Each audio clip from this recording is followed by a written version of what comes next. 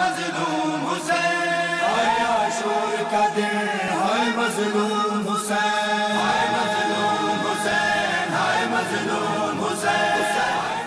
بسم اللہ الرحمن الرحیم۔ اللہم صلی علی محمد و آل محمد۔ تمام تعریفیں اس رب کائنات کے لیے جس نے اس کائنات کو خلق کیا، اور تمام درود و سلام محمد و آل محمد پہ جو وجہ تخلیق کائنات ہیں۔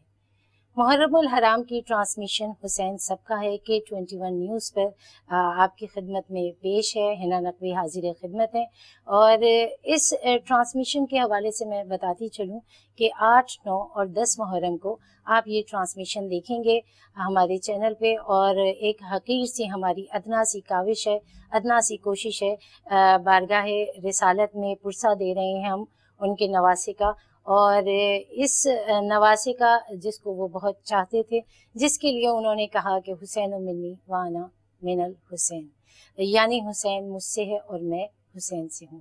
اسی نواسے کا جب ذکر آتا ہے تو بہت ساری باتیں، بہت سارے ایسے خیالات اور بہت سارے ایسے ظلم کی داستانیں ہمارے ذہنوں میں آ جاتی ہیں، جن کو سوچ کر، جن کو یاد کر کے ہم تمام مسلمان نہ صرف غم زدہ ہو جاتے ہیں، بلکہ یہ سوچنے پر مجبور ہو جاتے ہیں کہ کیا نواسۂ رسول کے ساتھ یہ سلوک روا رکھنا جائز تھا۔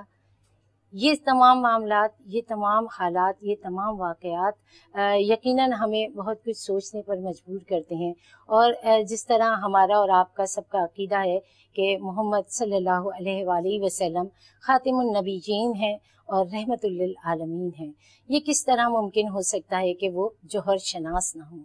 یقیناً ان سے بہتر کوئی جوہر شناس نہیں ہو سکتا، جنہوں نے قدم قدم پر لمحہ بلمحہ یہ ثابت کیا، یہ بتاتے رہے، لوگوں کو تنبیہ کرتے رہے کہ اہل بیت کی کیا اہمیت ہے اور کیا ان کا مقام اور مرتبہ ہے۔ نہ جانے کتنے مقامات پہ، کتنی احادیث میں ہمیں نظر آتا ہے جب رسول کریم نے کہا کہ میرے اہل بیت کے ساتھ آپ کا توسل ہونا، ان کے ساتھ منسلک ہونا باعث برکت اور باعث نجات ہے۔ خطبہ حجۃ الوداع بھی اگر ہم دیکھیں تو رسول کا یہی ہمیں نظر آتا ہے فرمان کے 2 چیزیں میں تم میں چھوڑ کر جا رہا ہوں، ایک قرآن اور دوسرے اہل بیت، اگر ان کا دامن تھامے رکھے تو یقیناً نجات حاصل ہوگی۔ اور متعدد جگہوں پہ ہمیں اور بھی احادیث ملتی ہیں، معتبر کتابوں میں ملتی ہیں، جس میں رسول کریم نے فرمایا کہ میری اہل بیت کی مثال کشتی نوح کی ہے، جو اس کشتی میں سوار ہو گیا اسے راہ نجات ملی، اور جس نے روح گردانی کی وہ یقیناً ہلاکت کی طرف مائل ہوا۔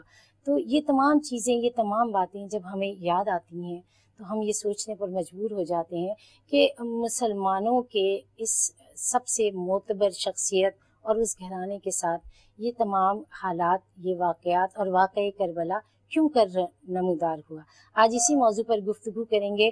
ہمارے ساتھ بہت ہی معزز، بہت ہی معتبر، بہت ہی بڑا علمیت کا نام، بہت بڑی عالمہ اور ذاکر اہل بیت ڈاکٹر ثروت عسکری صاحبہ موجود ہیں۔ السلام علیکم۔ اس کے ساتھ ساتھ ناظرین ہمارے ساتھ موجود ہیں ثنا خواں اور نوحہ خواں سیدہ ذل ہما، جو گلہائے عقیدت پیش کریں گی اور پرسہ دیں گی بارگاہ رسالت میں امام مظلوم کا۔ ہمارے ساتھ آپ بھی موجود ہیں، بہت شکریہ آپ لوگوں کی تشریف آوری کا۔ ڈاکٹر ثروت، آپ سے ابتدا کرنا چاہوں گی پروگرام کی۔ جب ہم بات کرتے ہیں امام حسین علیہ السلام کی، تو اس میں تو میرا نہیں خیال کہ کسی بھی مکتبہ فکر کو کوئی 2 رائے ہوں گی کہ ان کی شخصیت کتنی معتبر، کتنی قابل احترام ہے ہمارے لیے، اور ان کے حوالے سے رسول کریم کے جو خیالات، جو جذبات ہیں، اور جو ان کی نسبت، جو ان کا شجرہ ہے۔ پھر یہ تمام معاملات، واقعہ کربلا کا رونما ہو جانا، وہ کیا اسباب تھے، کیا وجوہات تھیں کہ ایک نبی جو سب سے خوبصورت ہمارے زندگی جن کے اوپر قربان ہے، اور اس وقت بھی ان کے چاہنے والے بہت تھے، پھر ان کے نواسے کے ساتھ یہ رویہ، یہ سلوک، کیا وجوہات تھیں، کیا اسباب تھے؟ بسم اللہ الرحمن الرحیم، السلام علیکم۔ سب سے پہلے میں K21 کا شکریہ ادا کرتی ہوں، ہنا نقوی آپ کا شکریہ ادا کرتی ہوں کہ آپ نے یہ خوبصورت محفل سجائی ذکر محمد اور آل محمد کی، اور ذکر حسینیت سے ہم نے اس محفل کو منور اور چراغاں کیا۔ آپ کے پروگرام کا عنوان بڑا شاندار ہے، حسین سب کا، انسان کو بیدار تو ہو لینے دو، ہر قوم پکارے گی ہمارے ہیں حسین۔ یعنی اگر ہم ہندوازم کی بات کریں، عیسائیت کی بات کریں، یہودیت کی بات کریں، بدھ مت کی بات کریں، مسلمانوں کی بات کریں، شیعہ کی بات کریں، سنی کی بات کریں، کسی بھی فرقے کی بات کریں، کائنات میں ایک شخصیت حسین ابن علی ایسی ہے کہ جو رنگ، مذہب، ملت، قومیت، ہر چیز سے بالاتر اور بے نیاز ہے۔ اور اس کی مثال ہمیں تاریخ کربلا میں ملتی ہے کہ حضرت جون حبشی بھی شہدائے کربلا میں شامل ہیں، حضرت وہاب کلبی بھی شہدائے کربلا میں شامل ہیں، حضرت زہیر ابن قین بھی شہدائے کربلا میں شامل ہیں۔ تو سب سے پہلے ہمیں واقعہ کربلا پر آنے سے پہلے ہمیں اس کے جو اسرار ہیں، جو رموز ہیں، اس کے اوپر بات کرنی چاہیے، جیسا کہ آپ نے اپنے انٹرو میں بھی فرمایا کہ امام علی مقام امام حسین علیہ السلام پر وہ کون سی وجوہات تھیں کہ جن کی بنا پر آپ کو مقتل کربلا میں آنا پڑا یا واقعی کربلا رونما ہوا۔ تو سب سے پہلی بات تو یہ ہے کہ امام حسین علیہ السلام نبی کے نواسے تھے، بے شک وہ نبی مکرم کہ جنہوں نے لاکھوں کی امت مسلمانوں کی چھوڑی۔ اچھا، مسلمانوں کو بھی سب معلوم تھا، اس لیے کہ اللہ کے رسول صلی اللہ علیہ وآلہ وسلم نے ایک مرتبہ نہیں بلکہ بار بار تعارف کرایا تھا۔ کبھی آقا دو جہاں صلی اللہ علیہ وآلہ وسلم نے ارشاد فرمایا کہ حسین منی و انا من الحسین۔ کبھی اللہ کے رسول صلی اللہ علیہ وآلہ وسلم نے امام حسین علیہ السلام کے لیے خطبے کو طول دے دیا، کبھی اللہ کے رسول صلی اللہ علیہ وآلہ وسلم نے اسی خطبے کو ادھورا چھوڑ دیا، کبھی آقا صلی اللہ علیہ وآلہ وسلم عید کے دن ناقہ بن گئے، سواری بن گئے، کبھی حضور نبی کریم صلی اللہ علیہ وآلہ وسلم نے سجدے کو طول دے دیا، کم از کم 70 مرتبہ ذکر سجدہ کو پڑھ لیا۔ اسی طریقے سے حضور نبی کریم صلی اللہ علیہ وآلہ وسلم بار بار مسلمانوں کو مخاطب کرتے رہے کہ دیکھو یہ میرا حسین ہے، اسے پہچان لو، اس کی شخصیت کو پہچان لو، اور جب حسین مدد کے واسطے پکارے تو ہرگز اس سے روگردانی نہ کرنا۔ تو امام علی مقام امام حسین علیہ السلام مقتل کربلا میں بعد میں آئے ہیں، بلکہ یوں کہیے کہ حسین علیہ السلام کو مدینے سے روانگی کے وقت بھی کچھ ایسے حالات درپیش تھے کہ جس کی بنا پر ان کو عازم کربلا ہونا پڑا، عازم عراق ہونا پڑا۔ سب سے پہلی بات تو یہ کہ جبکہ مولا کائنات حضرت علی ابن ابی طالب علیہ السلام کا ایک مشکل زمانہ تھا، بالکل سب کے اذہان فکر میں وہ موجود ہوگا کہ جب کسی نے پوچھا کہ یا علی مرتضیٰ آپ سے پہلے کا زمانے میں شورشیں نہیں تھیں، سازشیں نہیں تھیں، خانہ جنگیاں نہیں تھیں، تو مولا کائنات نے فرمایا اس لیے کہ ان کے مشیر ہم تھے، ہمارے مشیر تم ہو۔ تو یہ جمل، صفین اور نہروان کی منزلوں کو طے کرتے ہوئے جب امام حسین علیہ السلام تک بات پہنچی تو اس وقت تک شام کے ممبروں سے سب و شتم کیا جاتا تھا۔ صحیح، شام کے ممبروں سے مولا کائنات حضرت علی ابن ابی طالب علیہ السلام کو، خاندان رسالت کو برا بھلا کہا جاتا تھا۔ حسین ابن علی کے لیے بڑا آسان تھا، صحیح، شام بہت دور تھا، وہ مدینے میں بیٹھ کر اپنا روزہ نماز کرتے رہتے، اپنی عبادتیں کرتے رہتے، لوگوں کو فقہی مسائل، دینی مسائل بتاتے رہے، محدود ہو کے ان حالات میں بہت آسان مینج کر سکتے، نہ وہ ان سے ٹکر لیتے اور نہ ان کا پورا گھرانہ کٹتا، لیکن حق و باطل کا حجت خدا تھے، وہ وقت کے امام تھے، وہ معصوم منصوص من اللہ تھے، وہ فرستاد پروردگار تھے، حسین ذمہ دار امت تھے۔ حسین جانتے تھے کہ اس وقت اگر ہم نہ کھڑے ہوئے، اس وقت ہم نے حق کے لیے قیام نہ کیا تو یہ جتنی بھی باطل رسومات ہیں یہ دین اسلام کے نام پر رائج ہو جائیں گی۔ یہ فسق و فجور جو کہ یزید علل اعلان تخت پر بیٹھ کر رہا تھا، اور علل اعلان اسلام کے نام پر، یعنی ماں بہنوں سے اگر بدکاری ہو رہی تھی، اگر یعنی جس قسم کی بھی جو فسق و فجور ہو رہے تھے، تمام تر برائیاں، ہم سے آج لوگ یہ سوال کرتے ہیں کہ واقعی کربلا سے فرق کیا پڑا؟ اتنی عظیم قربانی دی، برائیاں تو آج بھی معاشرے میں موجود ہیں، سوسائٹی میں موجود ہیں۔ مجھے آپ یہ بتائیے کہ آج جو بھی برائی کرتا ہے وہ اپنے بہاف پہ کرتا ہے، وہ اپنی ذمہ داری پہ کرتا ہے، اور برائی کو برائی سمجھا جاتا ہے، برائی کو برائی سمجھا جاتا ہے۔ لیکن اس وقت کی پرابلم یہ تھی کہ جو خلیفۃ المسلمین کہلا رہا تھا وہی برسر عام ممبروں پر فسق و فجور کر رہا تھا۔ اگر حسین ابن علی قیام نہ کرتے تو وہ جو کچھ بھی ہوتا وہ آنے والی نسلوں کے لیے، آنے والی تاریخوں کے لیے اسلام کے نام پر ہو جاتا۔ بالکل ایک ایسی بات جو لوگوں کے اذہان کو روشن کرے آپ نے بتائی، اور اس سلسلے کو آگے بھی جاری رکھیں گے۔ ہمارے ساتھ ضلع ہما بھی موجود ہیں، اور میں درخواست کروں گی، ہم ایک وقفے کی طرف جا رہے ہیں تو اس جانب ہمارا سفر ہوگا۔ آپ کے کسی نذرانہ عقیدت کے حوالے سے کوئی آپ سوچ سلام یا جو آپ پرسداری کرنا چاہتی ہیں تو میں چاہوں گی کہ آپ بات کو آگے بڑھاتے ہیں۔ مولانا حسین کا بہت خوبصورت کلام اسی حوالے سے، اللہم صلی علی محمد وعلی محمد۔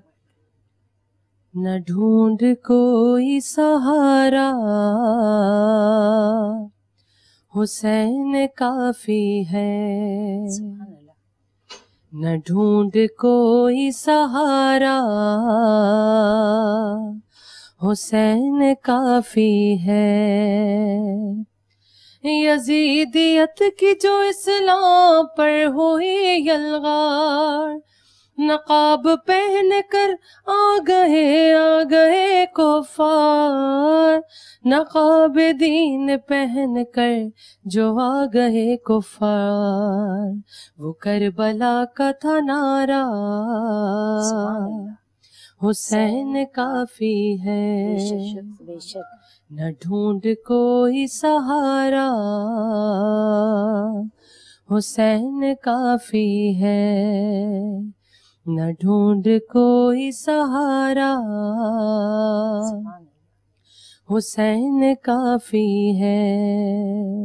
ہائے مظلوم حسین، ہائے مظلوم حسین، ہائے مظلوم حسین، ہائے مظلوم حسین، ہائے مظلوم حسین، ہائے مظلوم حسین۔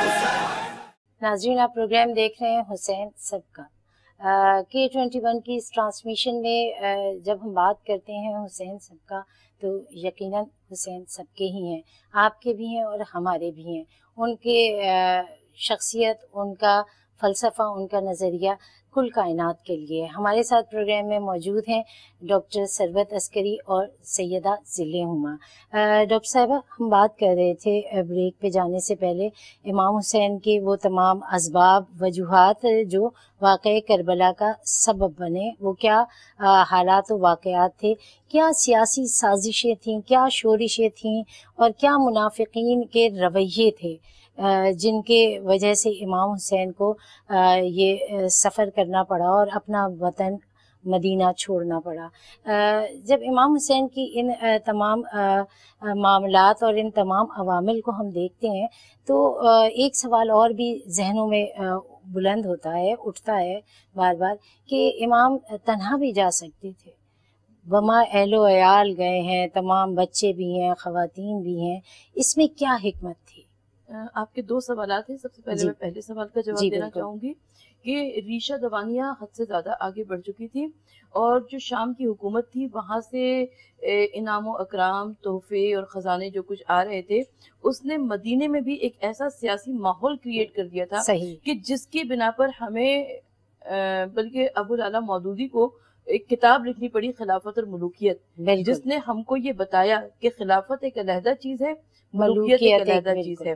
تو امامت تو یقیناً من جانب پروردگار عالم ہے، تو امام علی مقام کے لیے مدینے میں رہنا مشکل ہو گیا تھا، اور جس کے لیے ہمیں وہ روایت بھی نظر آتی ہے کہ جب مروان نے بلایا اور وہاں پر بیعت کا مطالبہ کیا، اور امام علی مقام جبکہ گئے تو 18 بنی ہاشم ان کے ساتھ موجود تھے، حضرت عباس علمدار جیسی شخصیت موجود تھی، اور امام حسین علیہ السلام نے فرمایا کہ اگر میری آواز بلند ہو جائے تب تم لوگ اندر آنا، اور یہ سارے کے سارے افراد باہر تھے، اور یہاں تک کہ جب امام علی مقام سے بیعت کا مطالبہ کیا اور امام علیہ السلام نے زور سے فرمایا کہ یہ ہو ہی نہیں سکتا کہ میں یزید کی بیعت کر لوں، تو عین اس وقت یہ بنو ہاشم کے جوان، بنو ہاشم کے افراد اندر تشریف لائے۔ اس کے بعد امام علی مقام کو بہت اچھی طرح سے معلوم تھا کہ اب مدینے میں رہنا ناممکنات میں سے ہوتا جا رہا ہے، کیونکہ آج بیعت سے انکار کیا ہے، کل بیعت کا مطالبہ ہوگا، اس کے اگلے دن پھر بیعت کا مطالبہ ہوگا، تو یہ اب ایک سینیریو بن رہا ہے کہ جس کے وجوہات کی بنا پر امام علی مقام کو مدینے سے نکلنا پڑا، اور اس میں لوگوں کو بہت لالچ اور بہت جس کو ہم آج کے دور میں اگر سمجھانا چاہیں تو بہت رشوت دی جا رہی ہے، ان کو تحفے تحائف کی شکل میں مائل کیا جا رہا ہے، مال کی مراعات دی جا رہی ہیں، وہی تمام چیزیں جس کو ہم آج رشوت یا کرپشن کہیں، تو وہ چیزیں ساری میرے خیال میں تو ہے نا یہ ہر دور میں رہا ہے، ہر دور میں موسیٰ و فرعون و شبیر و یزید این دو قوت از حیات آمد پدید، زندہ حفظ قوت شبیری است باطل آخر داغ حسرت میری است، تا قیامت قطع استبداد کرد موج خون او چمن ایجاد کرد، نقش الا اللہ بر صحرا نوشت سطر عنوان نجات ماں نوشت۔ یعنی حضرت آدم سے لے کر آج تک ہمیں خیر و شر کے سلسلے ساتھ ساتھ نظر آتے ہیں، بالکل جہاں واضح پر گناہ ہے وہاں پر ثواب بھی ہے، صحیح، جہاں پر نیکی ہے وہاں پر بدی بھی ہے، بالکل جہاں پر خیر ہے وہاں پر شر بھی ہے، جہاں پر ثواب ہے وہاں پر عذاب بھی ہے۔ تو صحیح، یہ پروردگار عالم نے شاید اس لیے ایک اپوزیشن کو رکھا ہے تاکہ صاحبان ایمان کی جانچ ہو سکے، ان کو آزمایا جا سکے، صحیح، ان کی آخرت کو سنوارا جا سکے۔ صحیح، بہرحال امام علی مقام امام حسین علیہ السلام نے ترک وطن کا ارادہ کیا۔ اب آ جائیے آپ کے دوسرے سوال کی جانب کہ اس وقت جو مدینے میں عمائدین تھے، بڑے بڑے اصحاب رسول کے اولادیں موجود تھی، وہ آئے اور انہوں نے امام علی مقام کو اس سفر سے روکنے کی کوشش بھی کی، اور یہاں تک کہ کہا کہ اچھا اگر آپ نے ٹھان ہی لی ہے، آپ جانا ہی چاہتے ہیں تو ان خواتین اور بچوں کو نہ لے کے جائیے، اس لیے کہ عرب کی گرمی ہے، دھوپ ہے، شدت ہے، آفتاب کی حدت ہے، اور یہ سفر بڑا مشکل اور کٹھن ہے۔ لیکن امام علی مقام جانتے تھے کہ کسی بھی تحریک، کسی بھی پیغام، کسی بھی مشن کے ہراول دستے کا کام عورتیں اور بچے کیا کرتے ہیں۔ اگر یہ عورتیں اور بچے رہ جاتے مدینے میں ہی تو کربلا کی تاریخ کو چھپا دیا جاتا، کربلا میں امام علی مقام پیغام نہ جاتا۔ ہاں، یہ کوفہ اور شام کے بازاروں میں اور درباروں میں اور زندانوں میں جو جناب زینب کبریٰ خطبات دیتی گئیں اور جو کچھ ارشادات کرتی گئی، اور یہاں تک کہ زندان میں ایک ننھی سی قبر سکینہ کی بن گئی، اس نے اہل بیت اطہار کی مظلومیت کو عام لوگوں کے سامنے آشکار کر دیا۔ ورنہ یزید نے تو کہہ دیا تھا، اس کے پروپیگنڈا یہی تھا کہ ایک خارجی نے خروج کیا ہے، ایک باغی نے بغاوت کی ہے، اور اس کو ہم نے وہاں پر یہ جنگ اسی کے ساتھ، بالکل۔ لیکن یہ خواتین اور بچے تھے کہ جنہوں نے واقعی کربلا اور مقصد کربلا کی حفاظت فرمائی اور آگے تک اس کو عام لوگوں تک، دنیا تک وہ خبر پہنچی کہ کربلا میں ہوا کیا تھا۔ یہ ایک راز پوشیدہ تھا، یہ حکمت تھی امام حسین کی۔ ایک چھوٹی سی بات اور عرض کرنا چاہتی ہوں اگر آپ کے پاس وقت کی گنجائش ہو، کہ ایک جانب جو خواتین اور بچے تھے انہوں نے اس پیغام کو آگے بڑھایا، دوسری جانب کیسے بڑھا؟ ہمارے پاس تمام در مقاتل میں بس ایک راوی نظر آتا ہے، حمید ابن مسلم۔ حمید ابن مسلم بھی لشکر یزید کا سپاہی تھا، لیکن اس کا دل پھر بھی نرم تھا دیگر افراد کے بنسبت۔ اس نے جو کچھ بھی کربلا کے واقعات کو دیکھتا گیا، لکھتا گیا، اور یہ کچھ روایات آگے بڑھی۔ اس کے علاوہ یہ واقعات کی روایات کیسے آگے بڑھے؟ اس لیے کہ لوگوں نے انعامات کی لالچ میں، مراعات کی لالچ میں ابن زیاد کے دربار میں اور یزید کے درباروں میں جا کر بتایا، ہم نے علی اکبر کے کلیجے پہ سلام ماری، ہم نے عباس کے بازو قلم کیے، ہم نے حسین کا سر تن سے جدا کیا، ہم نے خیموں میں آگ لگائی، ہم نے لاشوں کو پامال کیا۔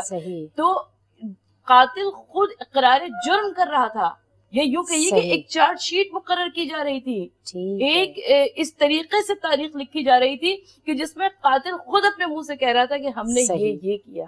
یہ دیکھیے حکمت یہ پروردگار کی، اور یہ معاملات کہ وہ انعام و اکرام کے لالچ میں خود ہی اقرار کر رہے ہیں اپنے جرم کا، اور وہ اس لیے بڑھ چڑھ کے کر رہے ہیں کہ ریوارڈز زیادہ ملیں، زیادہ انعامات ملیں۔ لیکن جب انعامات کی بات آتی ہے تو میں ایک اور بات آپ کو یاد دلاتی چلوں، بلکہ شاید ہو سکتا ہے کہ ناظرین ہمارے ساتھ ڈاکٹر ثروت عسکری کا موجود ہونا بہت باعث احترام بھی ہے، اور ہمیں بہت ساری علمیت کی باتیں ملتی ہیں، اور ہماری بڑی خوش نصیبی ہے کہ آپ ہمارے ساتھ موجود ہیں۔ جی ڈاکٹر صاحبہ، ہے نا، سب سے پہلی بات تو یہ ہے کہ جب عمر ابن سعد آیا ابن زیاد کے دربار میں، اچھا امام علی مقام نے کم از کم 9 خطبات ارشاد فرمائے مقتل کربلا میں۔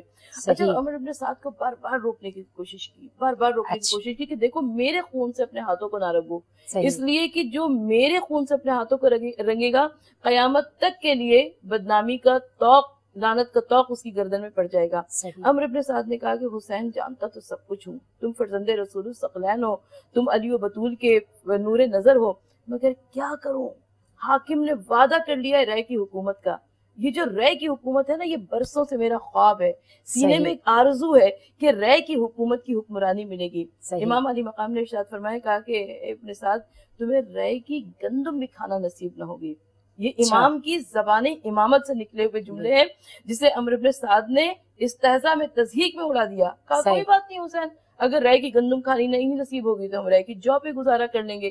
بہرحال امام کی وہ جو ارشاد گرامی تھا وہ سچ ثابت ہوا، اور جب یہ ابن زیاد کے دربار میں گیا تو رائے کی حکومت کا پروانہ اس کے سامنے پھاڑ کر پھینک دیا گیا، اور یہ کوفے کی گلیوں میں دیوانوں کی مانند پھرتا تھا۔ دیکھیے یہ معصوم کی اعجاز ہے، امام کے کہے ہوئے الفاظ تو مہر ثبت ہو جاتی ہے اس پہ۔ بہت ساری اہم باتیں تاریخ کی وہ اسباب اور وہ اوراق آج ہم پڑھ رہے ہیں جن کو جاننا اور سمجھنا بہت ضروری ہے۔ ذل ہما آپ سے درخواست کریں گے کہ کچھ نذرانہ عقیدت پیش کریں۔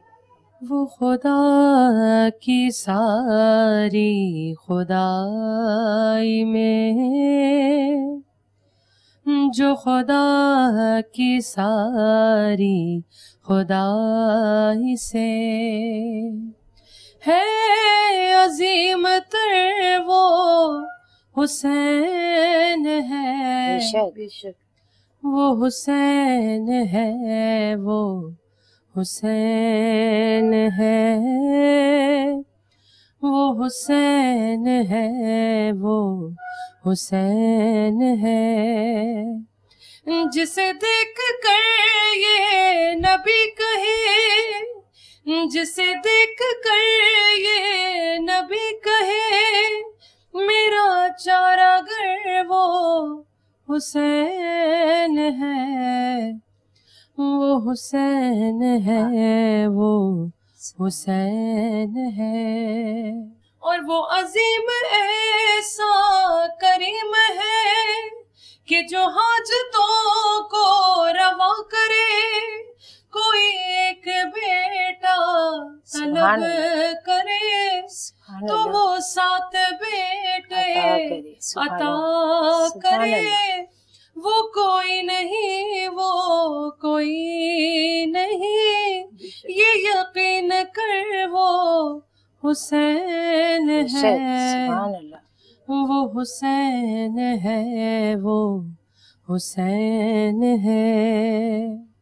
اور آگے سنیں گا، تو مقصروں سے جہاد کر یہ قدم اٹھا، وہ قدم اٹھا جو ہے ماتمی تو حسین کا، تو حسینیت کا علم اٹھا، تجھے کیا ہے ڈر، تجھے کیا خطر، تیرے ساتھ گر وہ حسین ہے، وہ حسین ہے، وہ حسین ہے۔ ہائے مظلوم حسین، ہائے مظلوم حسین، ہائے مظلوم حسین، ہائے مظلوم حسین، ہائے مظلوم حسین، ہائے مظلوم حسین۔ در شبیر سے فطرس یہ صدا دیتا ہے، در شبیر سے فطرس یہ صدا دیتا ہے، وہ یہاں آئے جو مایوس سے شفا ہو جائے، وہ یہاں آئے جو مایوس سے شفا ہو جائے۔ نا امیدی نے یہ راہب سے کہا فکر نہ کر، نا امیدی نے یہ راہب سے کہا فکر نہ کر، یہ جو کہہ دیں وہی قسمت کا لکھا ہو جائے، یہ جو کہہ دیں وہی قسمت کا لکھا ہو جائے۔ حر سے خود حر نے کہا چل اسی در کی جانب، حر سے خود حر نے کہا چل اسی در کی جانب، کل عدم جا کے جہاں تیری سزا ہو جائے۔ ہمارے ساتھ موجود ہیں ڈاکٹر ثروت عسکری اور سیدہ ذل ہما۔ ڈاکٹر ثروت، ہم بات کر رہے تھے وقفے سے پہلے کہ وہ شورشیں پیغام کربلا خواتین کا اور بچوں کا ہمراہ لے کے جانا، اس میں کیا حکمت تھی؟ ایک حکمت اور نظر آتی ہے اس سفر کی ابتدا میں. ویسے تو ہم 8 محرم کے حوالے سے بات کریں گے. آج 8 محرم حضرت عباس سے علمدار غازی کا دن ہے، اور اس دن کی نسبت جب آتی ہے تو علم اور غازی کا ایک خوبصورت سا ملاپ اور ایک جوڑ، ایک الگ انداز ہے، اور ہمارے دلوں میں وہ ایک محبت جو پیدا ہوتی ہے کہ علمدار کا لفظ جب آ جائے تو ایک ہیبت، ایک جلال، ایک خوبصورتی نظر آتی ہے ان کی شخصیت میں. یہ ایک حکمت بھی ہمیں نظر آتی ہے کہ کربلا کے اندر ہم سب سے آخری مجاہد، آخری شہید دیکھتے ہیں امام حسین سے پہلے حضرت عباس علمدار کو. اتنا جری، اتنا دلیر اور اتنا زبردست تلوار چلانا، تیغ حیدری اٹھانا، اور سب سے آخر میں جا رہے ہیں. یہ میں چاہوں گی کہ حضرت عباس علیہ کے حوالے سے کچھ ان کے فضائل، ان کا بچپن، ان کی بیان کریں شخصیت ہمارے تمام سننے والوں کے لیے. غازی کی شان میں اس سے بڑھ کر کیا کہوں کہ حیدر کے بعد ملک شجاعت کا تاجور، وہ بادشاہ صبر و تحمل کا ہم سفر، جس نے کیا ہے لٹ کے دل آدمی میں گھر، سبحان جس کے اللہ، لہو سے دھل کے نکھرتی رہی سحر، سبحان وہ اللہ. جس کی پیاس چشمہ آب حیات ہے، وہ جس کا نام آج بھی وجہ نجات ہے. عباس اوج حق بھی، غرور انام بھی، سبحان اللہ، بے شک، یعنی کلیم طور وفا بھی، کلام بھی، کلام بھی، حسن فروغ صبر نصیر امام بھی، سبحان بھائی اللہ، بھی تھا شریک سفر اور غلام بھی. اور غلام. عباس بندگی میں وہ آقا نواز تھا، شبیر فخر کرتے تھے زینب کو ناز تھا. سبحان اور اللہ، وہ حشر کی تپش کا بھلا کیوں گلا کرے، عباس کا علم جسے چھاؤں عطا کرے. سبحان اللہ، سبحان 1400 برس سے ہیرا، میں تو ہمیشہ یہ سوچتی ہوں کہ جب آج بھی غازی کے علم پر نظر پڑتی ہے، جو تجھ کو احتشام، جو جاہ و جلال نظر آتا ہے، تو دل میں یہ خیال آتا ہے کہ جب 1400 برس گزرنے کے بعد غازی کے علم کی یہ شان ہے، بے تو شک 1400 برس پہلے قبل کیا ہوگی. مقتل کربلا میں غازی کی کیا شان رہی ہوگی. بے شک، آپ نے فرمایا کہ اپنے پیروں پر سب سے آخر میں جانے والے حضرت عباس علمدار، جی ورنہ امام حسین علیہ السلام سے پہلے آخری شہید جی، حضرت علی اصغر ہے، لیکن انہیں مولا آغوش میں لے کر بالکل. گئے ہیں. تو حضرت عباس علمدار صبح سے ہر مرتبہ آتے تھے کہ مولا اذن کارزار دے دیجئے، بالکل، اور امام فرماتے تھے کہ عباس تم تو لشکر کے علمدار ہو، علمدار لشکر، لشکر کی ڈھارس ہوا کرتا ہے. عباس اگر تم چلے گئے تو لشکر کا کیا ہوگا. بے شک، عباس مقام اطاعت پر ہے. دیکھیں غیور، شجاع کے واسطے بڑا مشکل ہوتا ہے اپنے آپ کو کنٹرول کرنا، صحیح، لیکن یہاں پر عباس مقام اطاعت پر ہیں.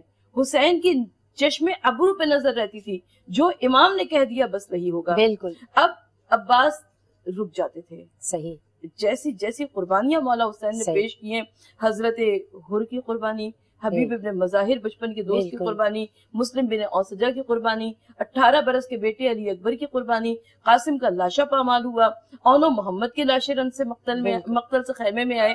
یہ بڑی عظیم قربانیاں تھیں، لیکن غازی کمال اطاعت کی منزل پر تھے. اور جب آخری منزل صحیح. آئی، جب غازی نے آ کر کہا کہ مولا اذن کارزار دے دیجئے، ٹھیک ہے، کہا کہ عباس تم تو لشکر کے علمدار ہو، صحیح. علمدار لشکر، لشکر کی ڈھارس ہوا کرتا ہے. تو غازی نے ہاتھوں کو جوڑ کر کہا کہ مولا وہ لشکر کہاں رہا جس کی میں علمداری کیا کرتا تھا. بہت بس یہاں پر بھی ابھی بھی عباس کو جنگ کی اجازت نہیں ملی. صحیح، عباس خیمہ حسینی سے نکلے ہیں اور بڑی یاس کی کیفیت میں نکلے صحیح. ہیں. اچھا ڈاکٹر صاحبہ، میں چاہوں گی کہ تھوڑا سا ہم اطاعت پہ جب بات ہو رہی ہے تو تھوڑا سا بچپن کی اطاعت کے حوالے سے، جیسے ہم نے دیکھا، ہم نے سنا، ہم نے پڑھا کہ حضرت عباس علیہ السلام وہ جس طرح امام حسین کو ہمیشہ آقا کہتے رہے، ان کی اطاعت میں بچپن گزارا، ان کی ہر حواس پہ لبیک کہتے رہے، وہ بچپن کا ان کا وہ خوبصورت سا ایک تعلق تھا. میں دعا کروں گی کہ پروردگار عالم مجھ کو، آپ کو، ہم سب کو روضہ حضرت عباس علمدار کی زیارت نصیب فرمائے. آمین. جب آج بھی ہم کربلا محلہ میں جاتے ہیں اور غازی عباس کے روضے پر قدم رکھتے ہیں تو ہمیں زیارت حضرت عباس کے جو جملے، جو ہم یہاں پر بھی زیارت واسطہ میں پڑھتے ہیں کہ السلام علیکہ یا ایھا العبد الصالح المطیع للہ ورسولہ والامیر المومنین یعنی حضرت عباس کی شخصیت یہ ہے کہ وہ صرف حسین کے مطیع نہیں تھے بلکہ وہ اللہ سے لے کر تمام تر یہ جو سلسلہ وحدانیت، نبوت اور امامت ہمیں ملتا ہے وہاں پر ایسے اطاعت گزار تھے کہ بچپن کا عالم ہے بابا کے زانوں پر بیٹھے ہوئے ہیں. مولا کائنات نے فرمایا کہا کہ عباس کہو واحد. حضرت عباس نے معصوم سی زبان سے چھوٹے سے حضرت کمسن حضرت عباس علمدار ہے کہا کہ بابا واحد یعنی ایک. مولا نے فرمایا کہا کہ عباس کہو اسنین یعنی دو. عباس نے کمال معصومیت سے بابا کا چہرہ دیکھا، کہا بابا جان جس زبان سے ایک کہہ دیا ہو اس زبان سے دو کیسے کہیں. سبحان اللہ. یعنی سبحان اللہ. علم عرفان میں دیکھیں، علم عادات میں تو جب ایک سکھایا جائے گا تو دو سو تک بھی جائیں گے. سب بالکل ہوگا. بالکل. لیکن جب ہم عرفان الہی کی منزل دیکھتے ہیں، عشق الہی کی منزل دیکھتے ہیں تو وہاں پر ہمیں کیفیت کچھ اور نظر آتی ہے حضرت عباس علمدار کی. اور اس کے بعد حضرت عباس علمدار ایسی مقام اطاعت پر تھے کہ کبھی جناب زینب کبریٰ کی جانب نگاہ اٹھا کر نہیں دیکھا. ام البنین کے لال نے ہمیشہ اپنے آپ کو غلام کہا اور مولا حسین علیہ السلام کو آقا کہا. حضرت عباس علمدار علیہ السلام ایک روایت اگر آپ کے پاس وقت کی گنجائش ہو تو اسے آپ کی سماعتوں کی نظر کروں. میری خواہش ہوگی. یہ کہتی ہے کہ مولا کائنات حضرت علی ابن ابی طالب علیہ السلام خطبہ دے رہے تھے. امام حسن اور حسین علیہ السلام ممبر کے نیچے موجود تھے. اچھا، حضرت عباس ہر وقت امام علی مقام کے چہرے کو دیکھا کرتے تھے کہ کوئی ان کو طلب ہو اور فوراً اس تمنا کو بس اس کو پڑھتے رہتے تھے، چہرے کو اس چہرے کو پڑھتے رہتے تھے. اب غازی عباس نے دیکھا کہ امام حسین کے چہرے پر پیاس کے آثار نمودار ہوئے، تشنگی ہے. اب حضرت عباس کمسن تھے، وہ گئے پانی کا کوزہ لے کر آئے. مسجد میں بھیڑ بھی بہت زیادہ تھی، الجھتے ہوئے گرتے پڑتے کیسے کیسے جیسا جب پہنچے ممبر کے نزدیک تو وہ پانی چھلک چھلک کے کوزہ خالی ہو چکا تھا. مولا کائنات علی امیر المومنین کی آنکھوں میں آنسو آ گئے. کہا کہ عباس ایک ایسا ہی دن اور ہوگا کہ جب تم چاہو گے کہ حسین کو سیراب کرو، پانی پلاؤ، لیکن تم پانی نہیں پلا سکو گے. اچھا، اب عباس نہیں سمجھ سکے کیونکہ اس میں زمانے کا تعین نہیں تھا کہ یہ کتنے دنوں کی بات ہے. عباس نے راتوں کو سونا چھوڑ دیا کہ کہیں ایسا نہ ہو کہ میرے آقا مجھے آواز دیں اور میں اس وقت سو رہا ہوں. جب کئی دن گزر گئے تو ایک مرتبہ جناب زینب کبریٰ کے پاس آئے. جناب زینب کبریٰ نے دیکھا کہ عباس کی آنکھیں سرخ ہو رہی ہیں. پوچھا عباس کیا بات ہے؟ کہا کہ آقا زادی میں ڈرتا ہوں اس بات سے کہ کہیں میرے مولا حسین کو پیاس لگی اور میں اس وقت سو رہا ہوں. بس جناب زینب کبریٰ حضرت عباس کو لے کر گئی. حضرت عباس کا کیا مقام اور مرتبہ ہے، اور جناب زینب کبریٰ کا مقام کہ غازی عباس تو کتنا نصیبوں والا ہے، تجھے حسین کی بہنوں نے مل کر پالا ہے. ماں کی شخصیت رکھتی تھی. حضرت زینب لے کر گئی بابا کے پاس. کہا کہ بابا جان آپ نے کیا کہہ دیا عباس سے؟ عباس نے راتوں کو سونا چھوڑ دیا ہے. بس مولا حسین نے فرمایا کہ عباس وقت بہت دور ہے، عباس کو کربلا ہوگی. عباس جب ہم بھی نہیں ہوں گے، عباس تم پانی لانا چاہو گے خیموں میں مگر پانی نہیں لا سکو گے. تو غازی کمال اطاعت پر نظر آتے ہیں. صحیح، بالکل.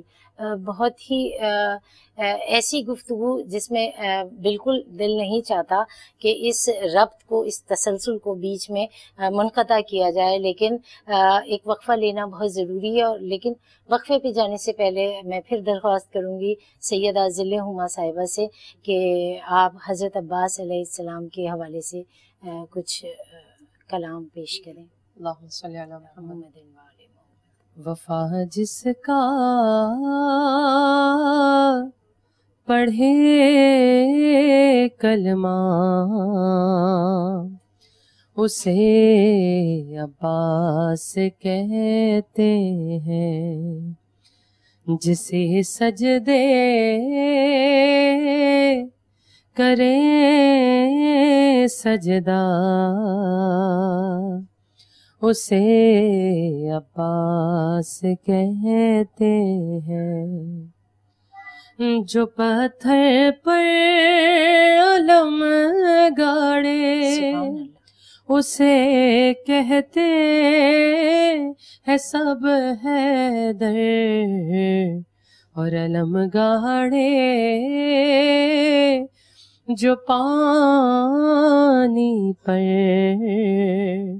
اسے عباس کہتے ہیں. کیا شان ہے مولا کی. وفا جس کا پڑھے کلمہ उसे अब्बास कहते हैं। और उठे तूफान चले आंधी, जमी गर्दिश करे फिर भी रहे ऊंचा अलम जिसका, उसे अब्बास कहते हैं। बड़ा खूबसूरत जुमला।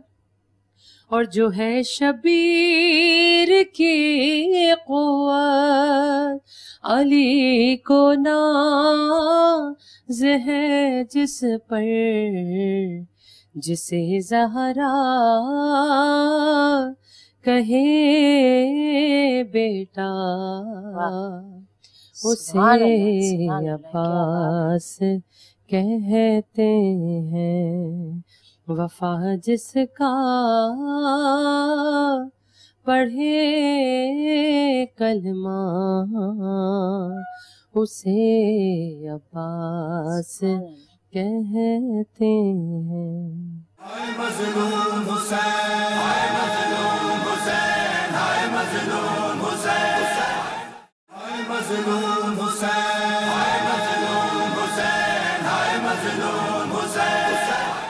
नाज़रीन, हुसैन सबका की ट्रांसमिशन के साथ हम अभी वक्फे पे गए थे और वक्फे के बाद अपना सिलसिला वहीं से शुरू करेंगे जहां हम मुनक़ता करके गए थे। डॉक्टर सरवत अस्करी हमारे साथ मौजूद हैं और साथ में सैयदा ज़िल्ले हुमा। डॉक्टर सरवत, अभी हम वक्फे के दौरान आपका कलाम सुन रहे थे आपसे हज़रत अब्बास और बीबी उम्मुल बनीन के हवाले से। मैं चाहूँगी कि हमारे नाज़रीन भी उससे इस्तिफ़ादा करें, अगर आप वो कलाम मैं नज़र करें। ये ऐसा कलाम है ना कि इसी दफ़ा 40 पर मेरा जो होटल था वो हज़रत अब्बास अलमदार अलैहिस्सलाम के रोज़े के बिल्कुल करीब था, तो हम फजर की नमाज तो उमूमन वहीं पे पढ़ा करते थे हज़रत अब्बास अलमदार के रोज़े पर। तो एक दिन ऐसा हुआ कि रश बहुत कम था। अच्छा, मैं क्योंकि लास्ट ईयर जब अरबईन पे मशी करते हुए गिर गई थी तो मेरे एक्सीडेंट हो गया था, तो हाथ में प्लेट्स पड़ी हुई हैं, तो मैं जरा हुजूम की जगहों से घबराती थी। तो मैं बिल्कुल उस दिन, अब रश कम था तो जरा मेरा दिल चाहा कि हम ज़री तक पहुंच जाएं, तो लेकिन जब हम ज़री तक पहुंचे तो नहीं पहुंच सके। बस उसी वक्त अल्लाह ताला ने मुझे ये एक मिसरा दिया।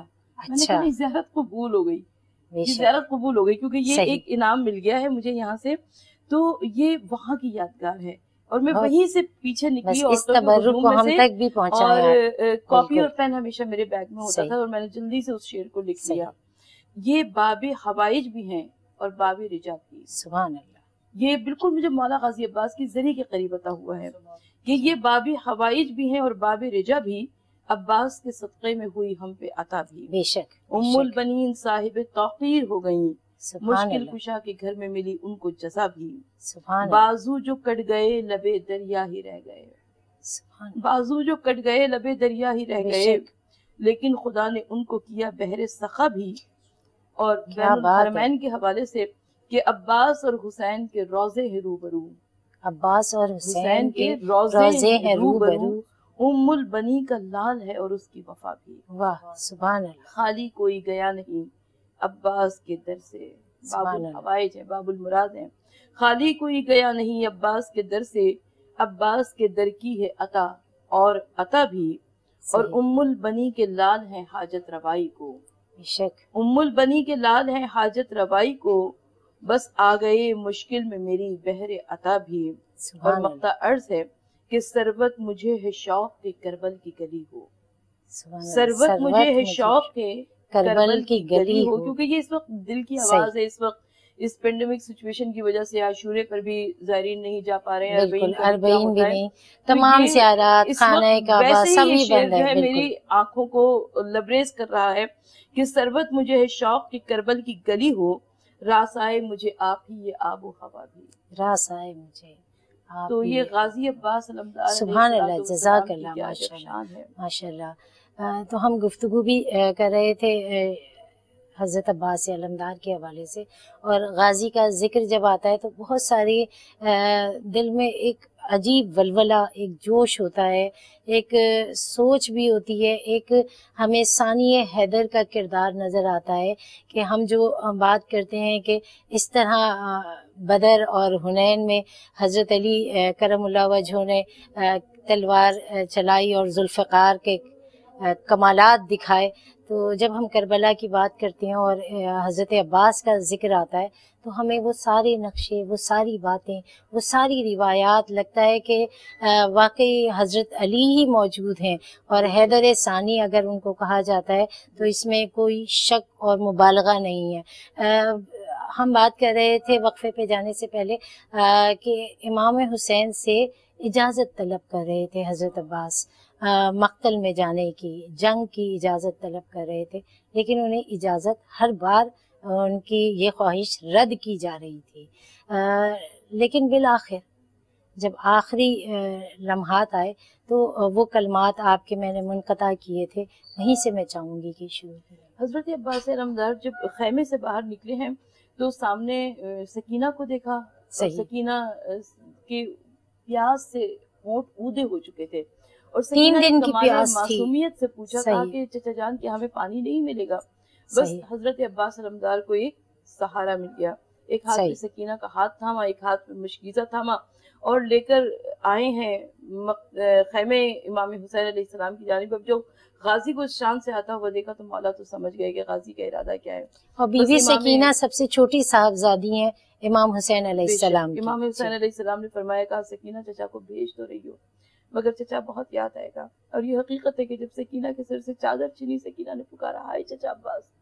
جب کانوں سے گوہر چھنے تو سکینہ نے چچا عباس کو پکارا۔ جب تماچے لگے ہیں، تازیانے لگے ہیں تو سکینہ نے چچا عباس کو پکارا۔ جب کرتے کے دامن میں آگ لگی تو سکینہ نے چچا عباس کو پکارا۔ بہرحال حضرت عباس کو جنگ کی اجازت نہیں ملی، صرف پانی لانے کی اجازت ملی تھی، اور حضرت عباس علمدار مشکیزہ لیے ہوئے، لشکر کا علم لیے ہوئے جس وقت پہنچے ہیں مقتل میں، تو حضرت عباس کا جو جاہ جلال تھا، جو ان کی شخصیت تھی کہ لشکر اشقیہ پیچھے خود بخود ہٹ رہی تھی، اور حضرت عباس فرات کے اندر داخل ہوئے، اور اس وقت فضا نے در خیمہ سے پکار کر کہا کہ آؤ بیبیو، آؤ بیبیوں میں رباب، آؤ بیبیوں میں لیلا، آئیے بی بی زینب۔ آپ اکثر پوچھا کرتی تھی نا کہ بابا نے خیبر کیسے فتح کیا ہوگا، آئیے ذرا عباس کا فرات پر قبضہ کرنا دیکھیں اور بابا کا خیبر کو فتح کرنا یاد کیجئے۔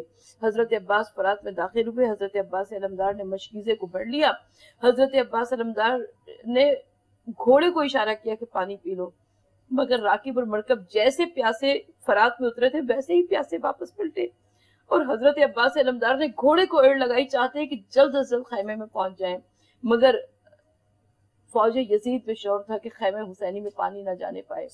بس تیر اور تلواروں کی برسات ہونے لگی، حضرت عباس کا دایاں بازو قلم ہوا، حضرت عباس کا بایاں بازو قلم ہوا، مشکیزے پہ تیر لگا، پانی سارا بہہ گیا، جیسے ہی پانی بہا عباس کی امیدوں نے دم توڑ دیا، عباس وہیں پہ رک گئے۔ اب جو سر پہ گرز لگا، بس عباس گھوڑے سے زمین پر تشریف لائے، بغیر ہاتھوں کے کوئی کیسے گرتا ہوگا، حضرت عباس ایسے زمین پر گرے اور آواز دی کہ مولا آخری سلام قبول کیجئے۔ اور جب حسین پہنچے عباس کے سرہانے تو مولا حسین نے فرمایا کہ عباس تم نے میری کمر توڑ دی، یعنی یہ ایک سپاس عقیدت ہے، نذرانہ عقیدت ہے ایک بھائی کا بھائی کے لیے کہ بھائی بازو ہوتا ہے، سہارا ہوتا ہے۔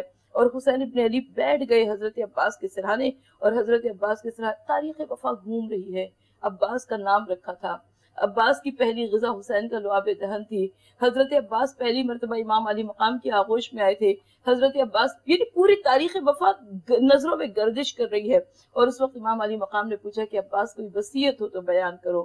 عباس نے کہا مولا جب دنیا میں آیا تھا تب بھی آپ کی زیارت کی تھی، اور جاتے ہوئے بھی آپ کی زیارت کرنا چاہتا ہوں۔ ایک آنکھ میں تیر پیوست ہے، ایک آنکھ میں سر کا خون بھرا ہوا ہے۔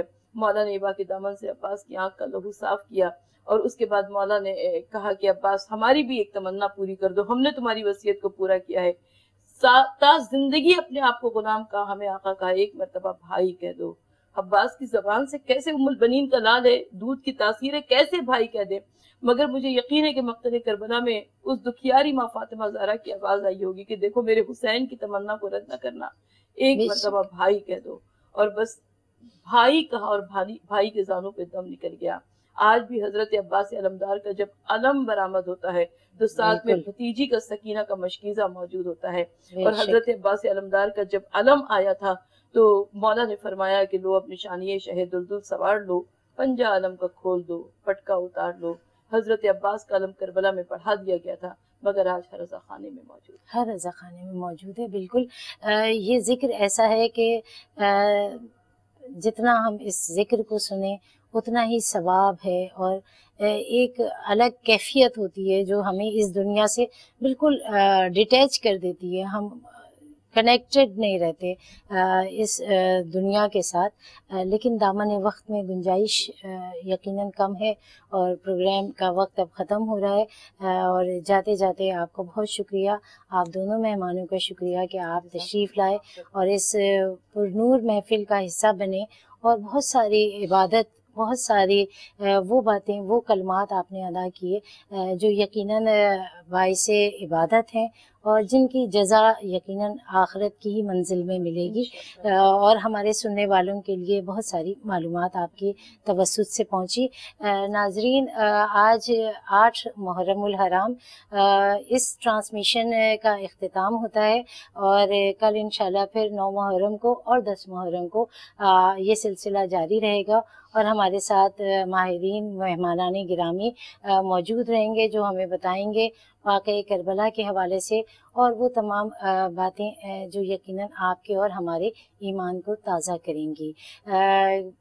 کیونکہ وقت میں اتنی گنجائش نہیں ہے کہ ہم مزید گفتگو کر سکیں، لیکن میں بالخصوص ڈاکٹر ثروت عسکری کا شکریہ ادا کرنا چاہوں گی کہ ڈاکٹر صاحبہ آپ نے اپنا قیمتی وقت ان مصروف ایام میں نکالا. بہت شکریہ، بہت شکریہ. اور ذل ہما آپ کا بھی بہت شکریہ. لیکن جاتے جاتے ذل ہما میں چاہوں گی کہ اس پروگرام کا اختتام آپ کے پرسے سے ہو جو آپ بارگاہ رسالت میں اور جناب سیدہ کے حضور پیش کریں گی، تو آپ وہ پرسہ پیش کیجیے پلیز. دشت غربت میں نا یوں ٹھوکریں کھاتا پانی، دشت غربت میں نا یوں ٹھوکریں کھاتا پانی، منہ سے ایک بار لگا لیتے جو مولا پانی، دشت غربت میں. کون کہتا ہے کہ پانی کو ترسے حسین، ان کے ہونٹوں کو ترستا رہا پیاسا پانی، ان کے ہونٹوں کو ترستا رہا پیاسا پانی، دشت غربت میں. مولا غازی کا ذکر ہوا. مشق لیے حضرت عباس کو دیکھے تو کوئی نہر قدموں میں تھی اور منہ سے نہ مانگا پانی، نہر قدموں میں تھی اور منہ سے نہ مانگا پانی، دشت غربت میں. گرچہ بے درد نے پیاسا ہی ذبح کیا ان کو، قیامت کا جملہ، صابروں کی مگر آنکھوں میں نہ آیا پانی، دشت غربت میں نہ یوں ٹھوکریں کھاتا پانی، منہ سے ایک بار لگا لیتے جو مولا پانی، دشت غربت میں. مظلوم حسین